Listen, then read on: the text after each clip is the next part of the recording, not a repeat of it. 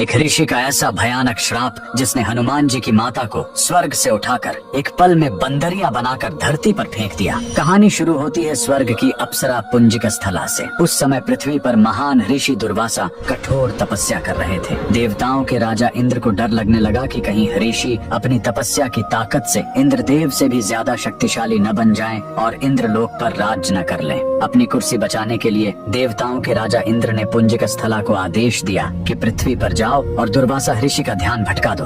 इंद्र के आदेश पर वह ऋषि के आश्रम गए और उनकी तपस्या में बाधा डालने लगी।